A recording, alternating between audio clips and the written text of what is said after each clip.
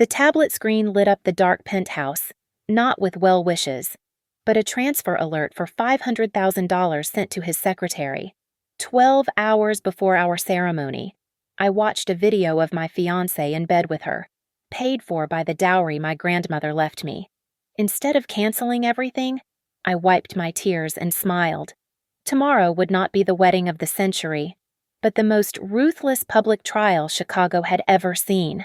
My name is Elena, and at 32 years old, I thought I had designed the perfect life. Standing in the living room of our penthouse overlooking the Chicago River, I looked out at the city lights reflecting on the dark water. As an interior architect, I knew how to build strong structures, but I had no idea the foundation of my own life was rotting beneath my feet. The silence in the apartment felt heavy, a suffocating blanket that covered the lies breathing in the bedroom down the hall. The air conditioning hummed a low, monotonous tune that usually lulled me to sleep, but tonight it sounded like a warning siren. Julian was asleep. My fiancé, the man I was supposed to marry in less than 12 hours, had left his work tablet on the beige velvet sofa. It was a sleek device issued by Sterling Heights, his real estate firm, and he usually guarded it with his life. Tonight, perhaps the pre-wedding champagne or the arrogance of a man who thinks he has already won made him careless. I reached for a glass of water but stopped when the screen lit up in the darkness. It was not a work email from a client. It was a notification from the Ritz-Carlton confirming a VIP suite booking for a 1-month anniversary. My heart skipped a beat, but not out of joy. Our anniversary was months away, and we had no plans to stay at the Ritz. My fingers hovered over the screen. I knew the passcode. It was my birthday. It was always my birthday. A calculated move to make me feel trusted and adored. I typed the numbers in, expecting to find a surprise gift he was hiding from me, perhaps a getaway he had planned. Instead, I found a hidden folder tucked away deep in the drive, labeled simply Sienna Project S. My stomach dropped. Sienna was my best friend, my assistant, the girl I had taken under my wing and treated like the little sister I never had. I tapped the folder open. It was not a collection of design schematics or floor plans. It was a digital graveyard of my dignity. Hundreds of thumbnails filled the screen.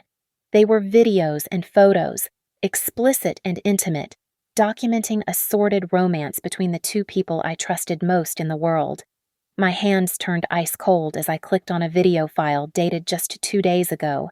The audio played softly in the quiet room. I watched Julian lying on a hotel bed, holding a glass of champagne, laughing with a cruelty I had never seen before. He looked into the camera and called me his naive ATM. He bragged about how easy it was to manipulate me. He promised Sienna that as soon as the marriage license was signed and he secured the rights to my remaining properties, he would divorce me and leave me with nothing. I felt like I was drowning, but the worst was yet to come. I switched to the Documents tab and opened a bank statement he had downloaded. The numbers blurred before my eyes until they sharpened into a horrifying reality. The $2 million my grandmother had left me, the dowry I had transferred to our joint investment account for our future dream home, was gone. The balance read 0. I frantically scrolled through the transaction history. He had not invested a single cent in the market. The money had been siphoned out to purchase a luxury villa in the suburbs, a property deeded solely to Sienna. Other transactions showed payments for jewelry, 5-star vacations, and designer clothes for her. I was not just being cheated on. I was the victim of a professional con artist. The precision of the theft, the boldness of the lies. It all suggested that this was not a crime of passion, but a meticulously executed business plan. A chilling thought struck me that his mother, with her pushy demands about finances, likely knew everything. A rustling sound came from the bedroom. Julian was turning over in his sleep. The noise snapped me back to the present. I quickly darkened the screen and placed the tablet back exactly where I found it. My entire body was trembling, but not from fear.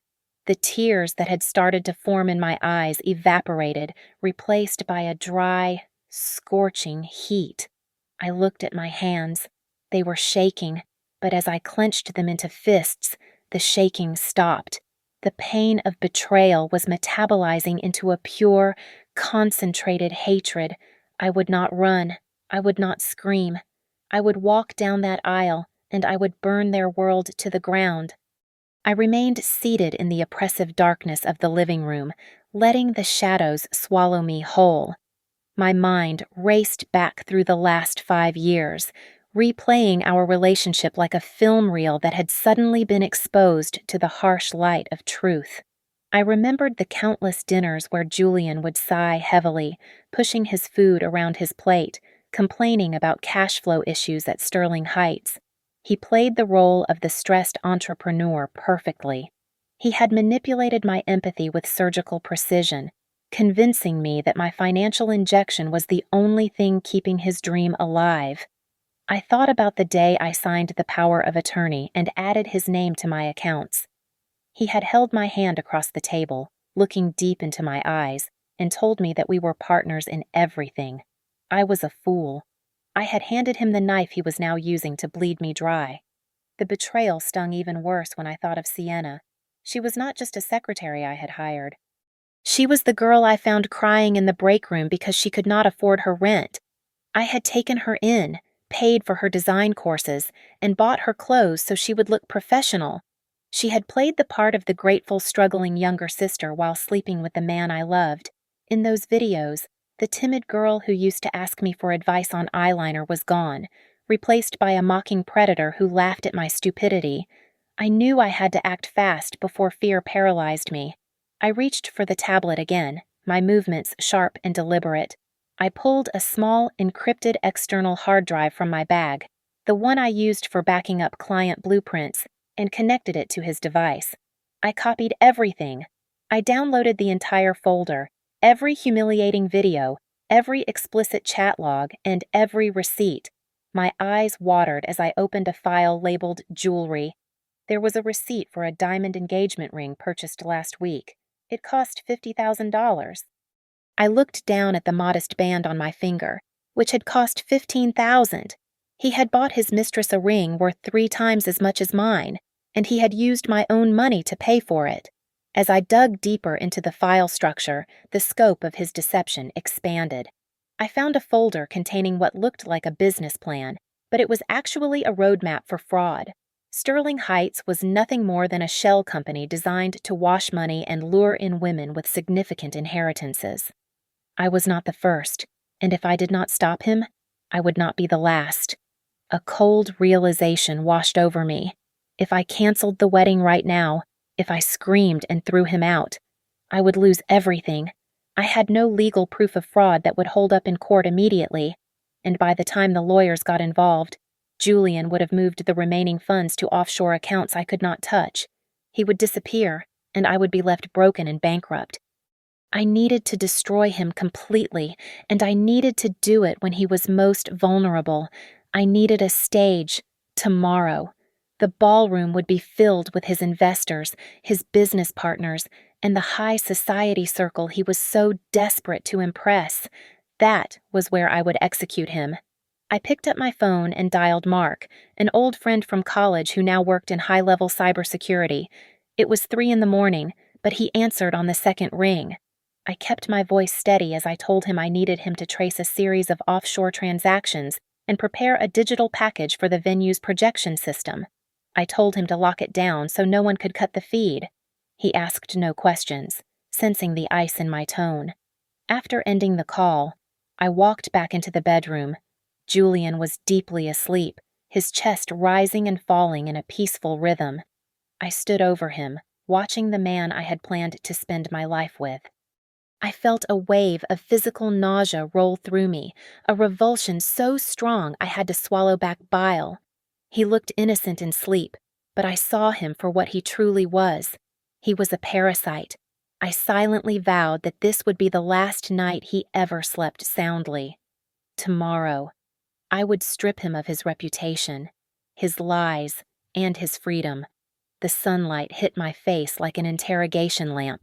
I woke to the smell of freshly brewed coffee and the sensation of Julian's lips on my cheek.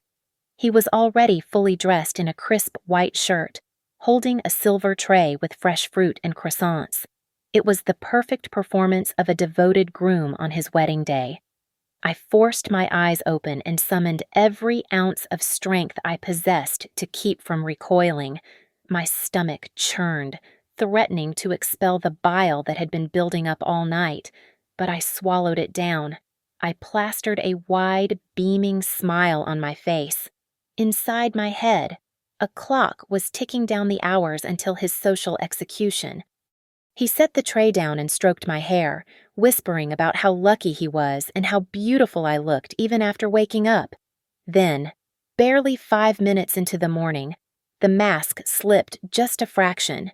He casually mentioned that after we returned from the honeymoon, he would need me to sign a few documents to mortgage my apartment in the city. He claimed it was for a sudden opportunity to expand the business into commercial real estate. He said it would double our assets in a year. I looked at him, widening my eyes in feigned adoration. I reached out and touched his hand, feeling the cold metal of his watch against my skin. I told him that he did not need to ask. I said that everything I owned was his and that I trusted his vision completely. A look of relief and arrogant triumph washed over his face. He kissed my hand, convinced he had secured the final piece of his retirement fund. He had no idea he was holding the hand of his executioner. When the makeup team arrived, Julian lingered in the doorway. He told the lead artist to keep my look soft and natural, specifically requesting the innocent, angelic style he preferred. As soon as he left the room to take a call, I spun the chair around.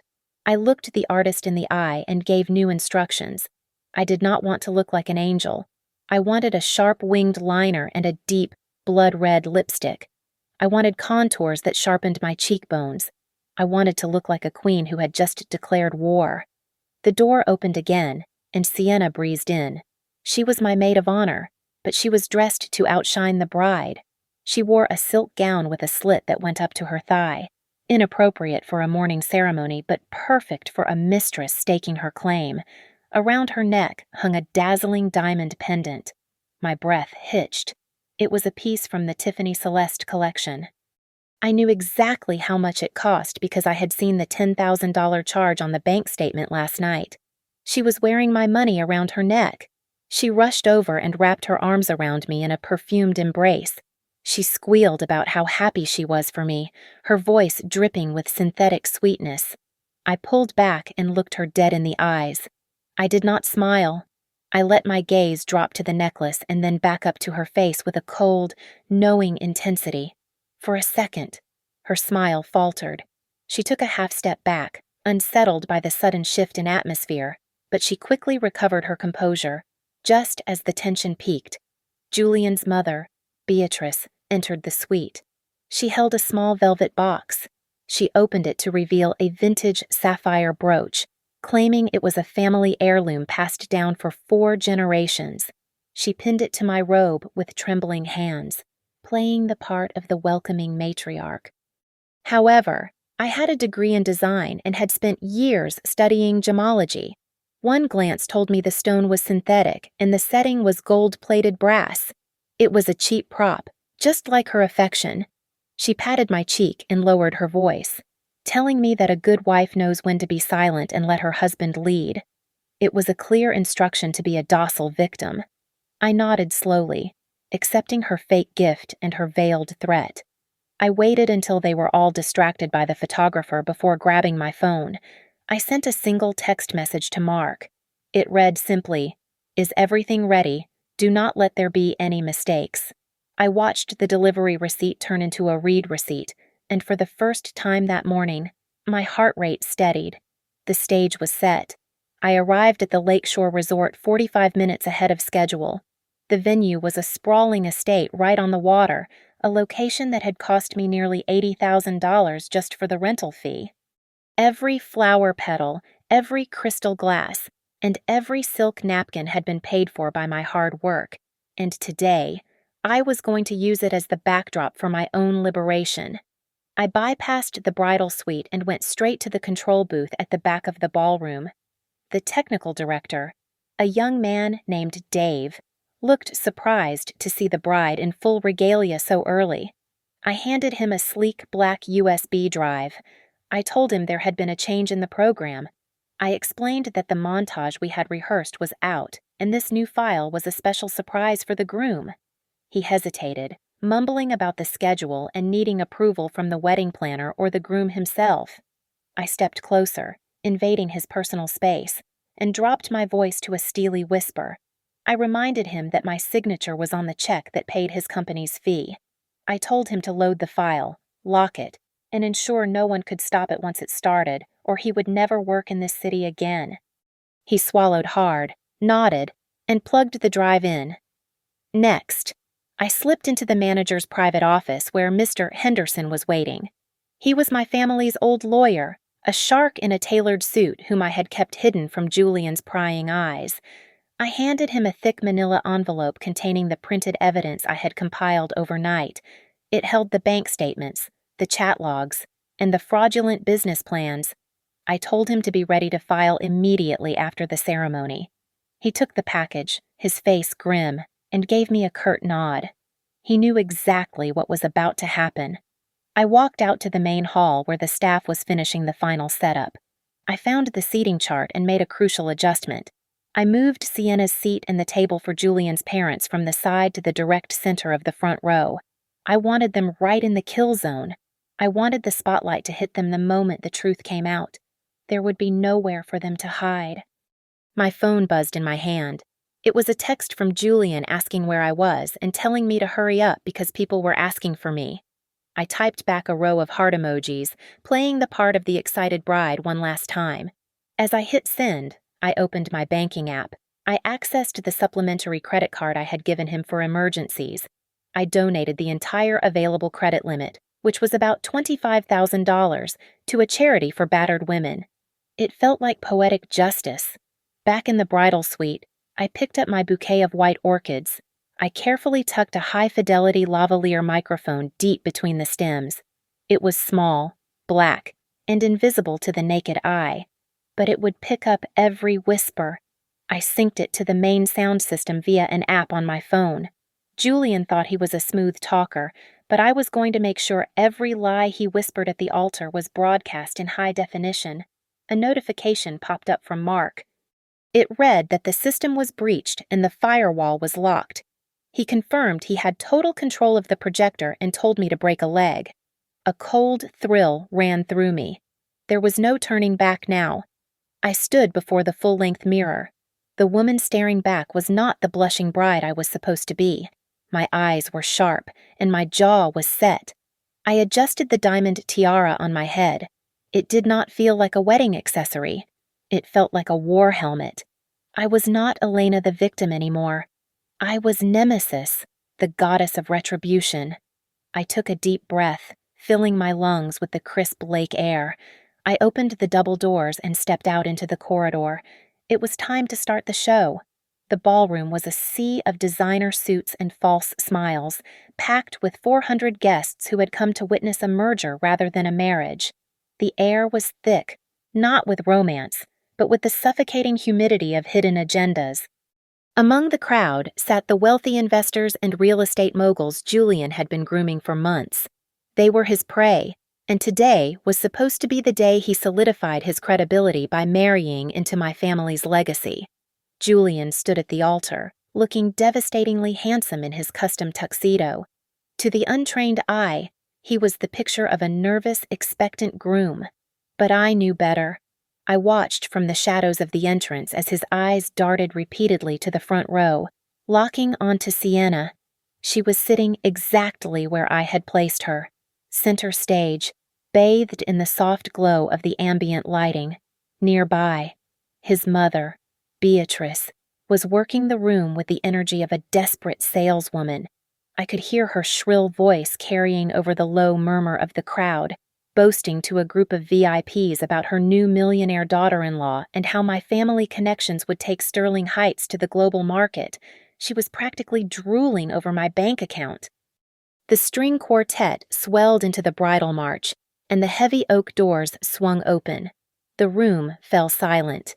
I stepped onto the white runner, encased in a custom lace gown that had cost me $20,000. It was a masterpiece of silk and tulle, designed to make me look like a fairy tale princess. But beneath the layers of fabric, I felt like a soldier in armor. I walked alone.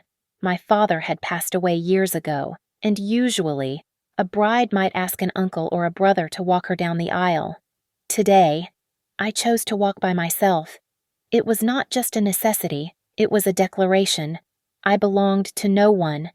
As I moved slowly toward the altar, I did not look at the guests. I locked my gaze directly onto Julian. I did not offer him the soft, teary-eyed look of a woman in love. I looked at him with the unblinking intensity of a predator assessing its kill. I saw a flicker of confusion cross his face, but his arrogance quickly dismissed it. When I reached the steps, Julian stepped forward to take my hand. His grip was firm, possessive. He leaned in close, ostensibly to whisper a sweet endearment before the ceremony began. His breath tickled my ear as he murmured the words that would seal his fate.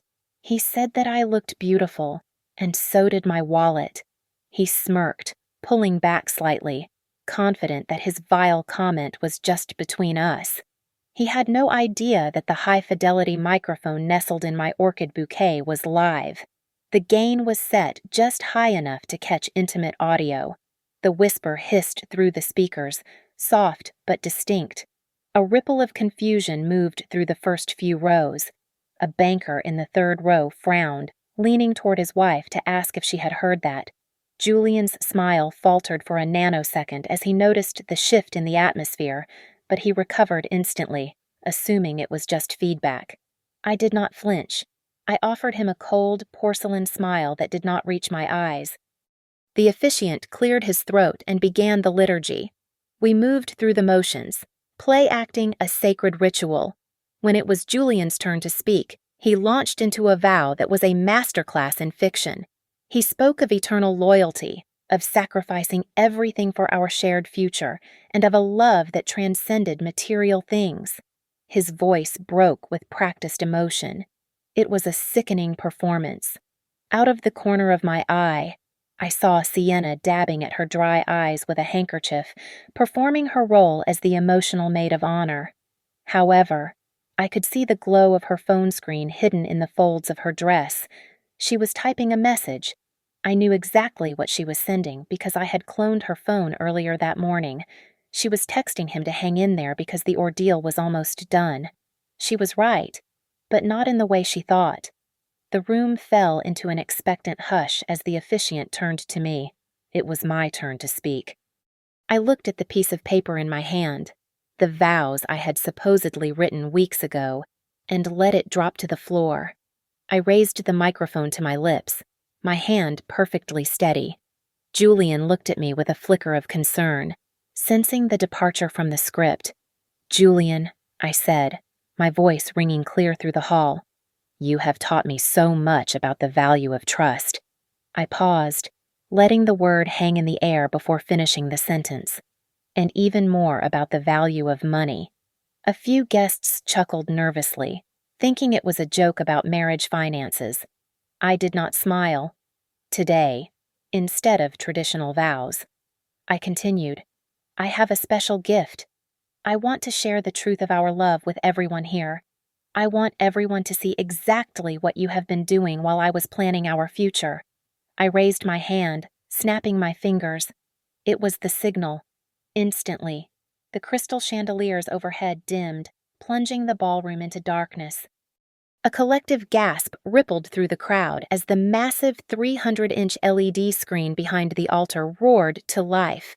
At first, a soft, melodious piano piece began to play. The screen filled with a slideshow of innocent photos. There was Julian as a toddler, Julian graduating college, and a picture of us on our first date. The guests relaxed, letting out a collective sigh of relief. It seemed like a touching, if slightly theatrical, tribute. Julian's shoulders dropped, and he shot me a look of relief, thinking I was just being dramatic.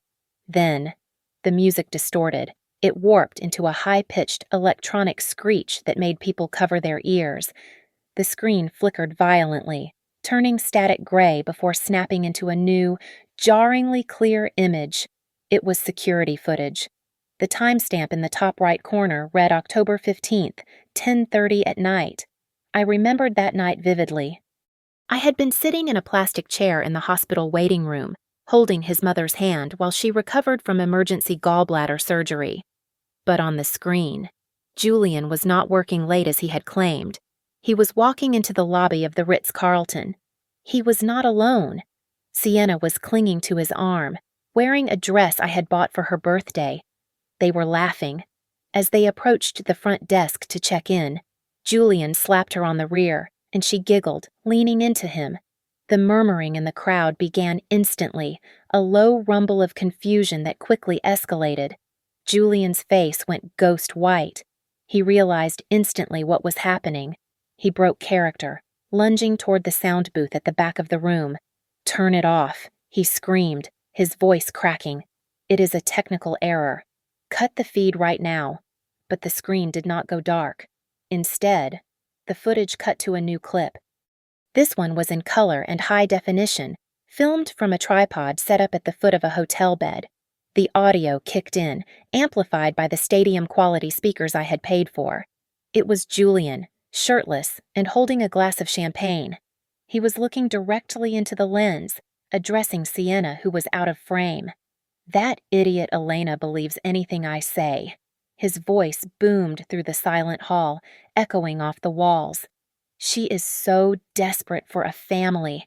Once the papers are signed, I am taking the rest of her trust fund and the apartment. Then I will kick her out on the street where she belongs." The reaction was visceral. 400 people gasped in unison, a sound that sucked the oxygen out of the room. It was the sound of total social horror. In the front row, Beatrice, who had just been bragging about her son, let out a strangled cry. She clutched her chest and collapsed sideways into her chair, fainting from the shock. Sienna stood frozen at the altar, her face draining of all blood. She looked like a deer caught in headlights. She turned as if to run, but her heels seemed glued to the floor. The romantic atmosphere had been shattered, replaced by the cold, hard footage of their moral bankruptcy. The trial had begun. The video feed cut abruptly, replaced by the stark, unforgiving clarity of a PowerPoint presentation. I had spent hours the night before formatting these slides, ensuring every font was sharp and every number was legible from the back of the room. The header on the massive screen read, "My grandmother's dowry fund." A bank transfer record for $2 million appeared. Below it, the memo line explicitly stated, "Purchase of marital home." An animated red line slashed violently through that text, and in its place, bold black letters appeared, spelling out Sienna's Villa. A collective gasp rippled through the room as the slide transitioned to a scanned copy of a property deed. It was a deed for a 5-bedroom estate in the suburbs, dated 3 months ago. The owner's name was zoomed in for everyone to see. It was not Julian Sterling. It was not Elena Vance. It was Sienna Miller. I clicked the remote again, and the screen began to cycle through a montage of receipts that I had downloaded from his hidden folder. An invoice for a Porsche Macan costing $90,000 flashed up, followed by a hotel bill for $30,000 for a week in the Maldives. Then came the fashion items. A Hermes Birkin bag for $12,000, diamond earrings for $8,000. Beside each item was the transaction ID linking it directly to the account that held my life savings. I gripped the microphone, my voice booming over the murmurs of the crowd. "Ladies and gentlemen," I said, pointing a shaking finger at the screen, "the villa that you all thought was our future home is actually their nest. Every single one of you who gave us a wedding gift today just furnished a house for my fiancé and his mistress," Julian snapped. The shock on his face twisted into a mask of pure animalistic rage. He lunged toward me, his hands reaching out to rip the microphone from my grip. He screamed my name, a guttural roar intended to terrify me into silence. But I did not flinch. I had anticipated this moment. Before he could get within 3 feet of me, 2 large men in black suits stepped out from behind the flower arrangements. They were private security contractors I had hired specifically for this task. They intercepted him mid-stride, tackling him to the marble floor with a bone-rattling thud. He struggled, pinned beneath their weight, shouting profanities that echoed through the silent hall. Meanwhile, the spotlight shifted to the front row. Sienna was trying to inch her way toward the side exit, but the crowd had become a physical barrier. The wives of the investors, women she had charmed and manipulated with her sob stories, were now looking at her with open disgust. They pointed at the necklace she was wearing, the one purchased with my money, and I could hear them calling her a thief. She was trapped in a circle of judgment, her face pale and terrified. I turned my attention back to the business partners seated in the second section. "To the investors of Sterling Heights," I announced, my voice cutting through the chaos. "You might want to look at this." I clicked the remote again. A complex spreadsheet filled the screen. It showed a series of payments labeled as consulting fees being funneled into shell companies owned by Julian. I highlighted the totals. "He has embezzled over $400,000 of your investment capital in the last 6 months alone." The effect was instantaneous. The polite veneer of the wedding vanished. Men in expensive suits jumped to their feet, pulling out their phones. I could hear them shouting orders to their lawyers and bankers to freeze assets and halt transfers immediately. The room was in an uproar of financial panic. I had one final blow to deliver. I looked down at Beatrice, Julian's mother. She had recovered from her faint and was sitting up, looking around wildly, trying to salvage the situation. I pointed the remote at the screen one last time. A screenshot of a text message thread appeared. The contact photo was clearly Beatrice. The message, sent just a week ago, read simply, "Just get that stupid girl to sign the mortgage papers. She is too dumb to read the fine print. Just make sure you secure the funds before the wedding." Beatrice froze. She looked from the screen to the faces of her friends, her social circle, and the people she had spent a lifetime trying to impress. They were looking at her with horror. In that moment, the Sterling family legacy did not just crumble. It was pulverized. There was no honor left to save. They were exposed as frauds before 400 of the most powerful people in Chicago. The heavy oak doors at the back of the ballroom crashed open, but it was not the catering staff bringing in the champagne tower. A dozen uniformed officers and agents wearing windbreakers with FBI printed in bold yellow letters on the back marched into the room. They moved with the swift, coordinated precision of a raid that had been planned for hours. I had emailed the complete dossier of evidence to the Economic Crimes Unit at 6 o'clock that morning, flagging the imminent flight risk of a man who had just emptied a joint account of $2 million. The silence in the room was broken by the heavy thud of boots on the marble floor. The agents swarmed the altar area. The private security guards I had hired stepped back, releasing their grip on Julian just in time for a federal agent to slam him against the flower-covered dais. The pristine white roses were crushed under the weight of his corruption. "Julian Sterling," the agent announced, his voice carrying to the back of the room without a microphone. "You are under arrest for wire fraud, grand larceny, and money laundering. You have the right to remain silent." Julian began to struggle, his face purple with exertion and panic. He looked around wildly, his eyes landing on Sienna, who was still standing frozen a few feet away. In a moment of supreme cowardice, the mask of the lover slipped off entirely to reveal the rat beneath. It was her. Julian screamed, pointing a shaking, handcuffed hand at his mistress. "She made me do it. She is the one who set up the accounts. I was just doing what she said. She seduced me. It is all her fault." Sienna recoiled as if she had been slapped.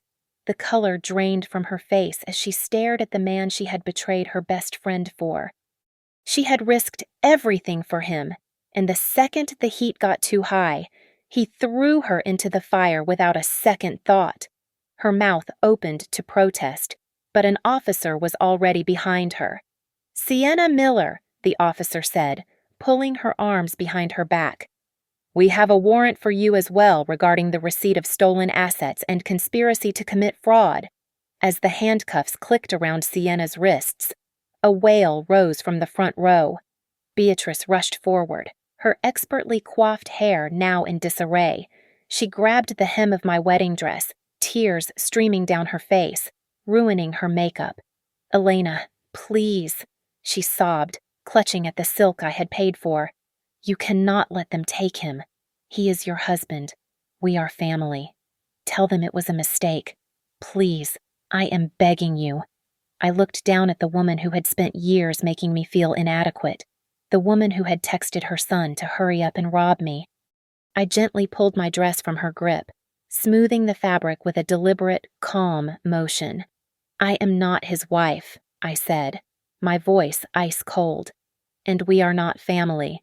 You spent your whole life teaching your son how to be a liar and a thief. I hope you have some time left to teach him how to survive 10 years in federal prison." The room was chaotic, but in a modern, digital way. I looked out at the crowd and saw hundreds of phones held high. The guests were not just watching, they were broadcasting. The live stream counters were ticking up by the second. By the time the sun went down, Julian and Sienna would be the most hated couple in America. Their faces were being beamed onto millions of screens, branded with the scarlet letter of greed. I looked at Julian one last time. He was being hauled up to his feet, his tuxedo jacket ripped at the shoulder, his hair sticking up in sweaty tufts. He looked pathetic. I reached down to my left hand and slid off the engagement ring he had given me. I knew now that it was a high-grade cubic zirconia he had bought for a few $100s, intending to swap it for a real diamond later if I ever got suspicious. I walked up to him, stopping just inches from his face. The agents paused, letting me have my moment. I looked him in the eye, seeing the sheer terror behind his pupils. I pulled my arm back and threw the ring as hard as I could. It struck him right on the cheekbone, leaving a red mark. "Take it," I said, my voice steady and loud enough for the microphones to catch.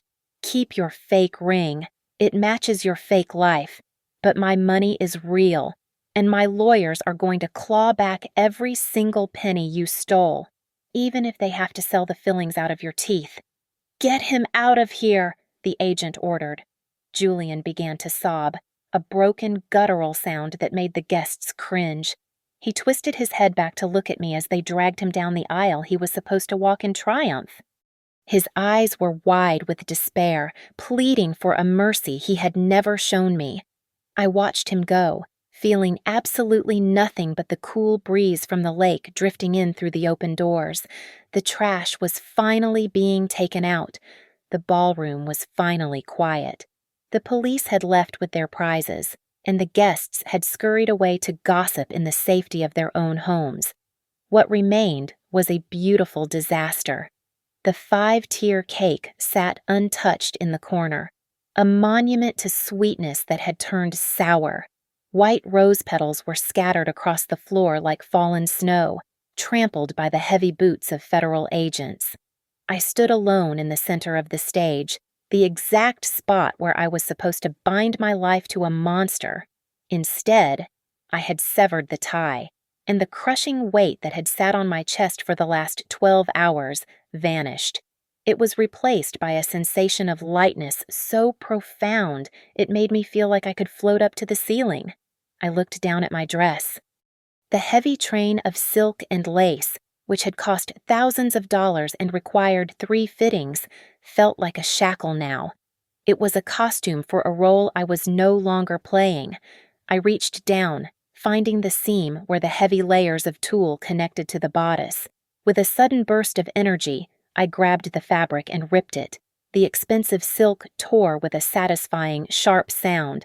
I kept pulling, tearing away yards of heavy material until the gown was transformed. It was no longer a cumbersome bridal gown, but a sharp, knee-length cocktail dress with a jagged punk rock hemline. I kicked the pile of torn fabric aside. stepping out of the wreckage of my engagement, quite literally. Mr. Henderson walked up to the stage, clapping his leather notebook shut. He looked at me with a rare, genuine smile. He told me that the freezing orders were already in place and effective immediately. The accounts were locked, the villa was seized, and the luxury cars were being impounded as we spoke. He assured me that because the funds were directly traceable to my inheritance, the recovery process would be straightforward. I would get back nearly every cent within 6 months. I shook his hand, feeling a deep sense of gratitude for his silence and efficiency.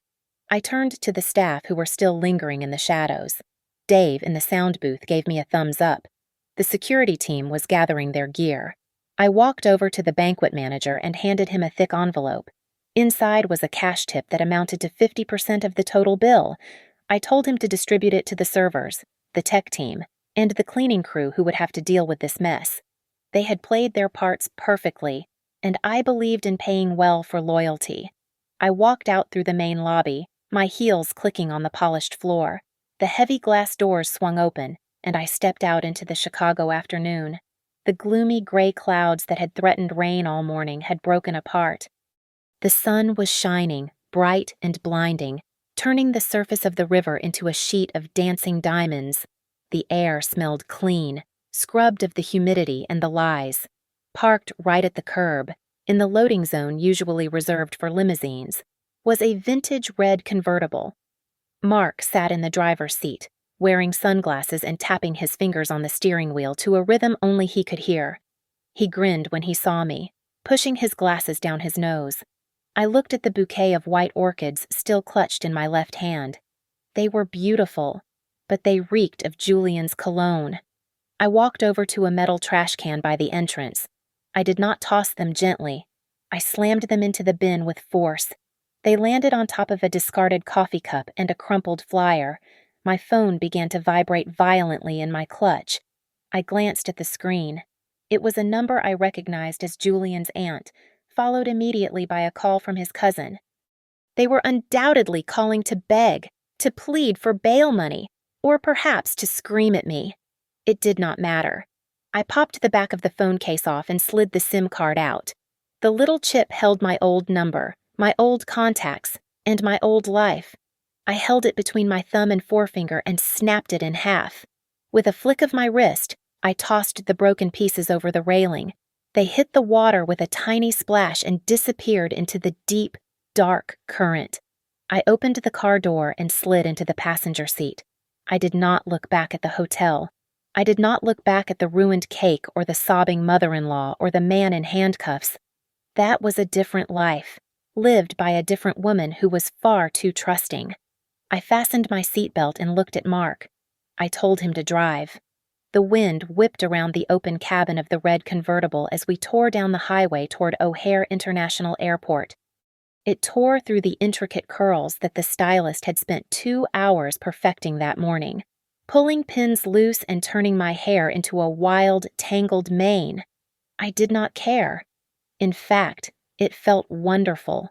It felt like the wind was scrubbing away the hairspray, the perfume, and the invisible residue of the last 5 years. I glanced into the side mirror. The reflection staring back at me was no longer the frightened woman who had wept silently in the bathroom the night before. That version of Elena was dead, left behind on the floor of the Ritz-Carlton ballroom. The woman in the mirror had mascara smudged under her eyes, but her gaze was fierce, alive, and undeniably free. Mark shifted gears, pushing the car to 70 miles per hour. He glanced over at me, his expression serious for a moment. He asked me if I had any regrets, reminding me that 5 years was a long time to just walk away from.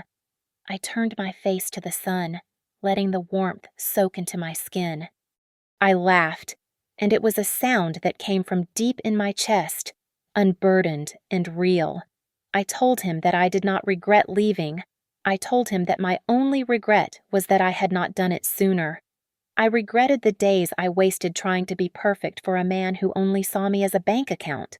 I reached into my clutch, bypassing the broken pieces of my phone, and pulled out a paper envelope. Inside was a first-class ticket to Rome. For years. I had begged Julian to take me to Italy.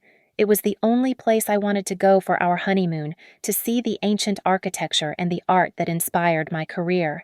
He had always refused, claiming he was too busy with work, or that it was too expensive, even though I would have paid for it. Now, I was going. I was going alone. I was going to walk the cobblestone streets, drink wine in the piazzas, and sketch buildings that had stood for centuries. I was going there to redesign my own life, not to build a house for someone else. Suddenly, the music on the radio cut out, interrupted by a breaking news alert. The reporter's voice was urgent, announcing the high-profile arrest of the director of Sterling Heights at a luxury wedding venue just an hour ago. Mark reached to turn it down, but I stopped him. I listened for just a second, hearing the details of the scandal that was already gripping the city.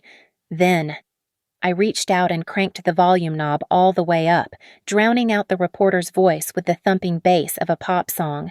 I realized then that I did not need to hear about his misery to feel better. The sweetest revenge was not watching him rot in a cell, though that was a nice bonus. The true revenge was that I was going to be happy. I was going to eat pasta in Rome and watch the sunset over the Tiber, and I would not think of him at all. His destruction was his own story. My story was just beginning. An hour later, I was seated in seat 1A. The engines roared to life, a powerful vibration that shook the frame of the aircraft. As we taxied down the runway, I looked out the window. The skyline of Chicago rose in the distance, a jagged row of steel and glass. Somewhere down there, in a cold interrogation room, Julian and Sienna were facing the consequences of their greed. They were trapped in a cage of their own making. The plane surged forward, pressing me back into the soft leather seat. The ground fell away. The cars became toys. The buildings became blocks. And the city that held so much of my pain shrank until it was nothing more than a map below me. I took a deep breath, filling my lungs with the recycled air of the cabin. I closed my eyes, letting the darkness wash over me. For the first time in months, my mind was quiet. There were no lies to track, no accounts to check, no performances to give. I was alone, and I was whole. The plane banked sharply, climbing higher, and in that split second, we punched through the heavy layer of clouds into the blinding golden sunlight above.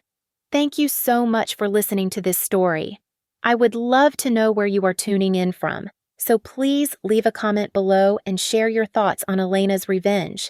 If you enjoyed this story, please subscribe to the Lily Revenge Stories channel, like this video, and hit the hype button to help this story reach even more listeners.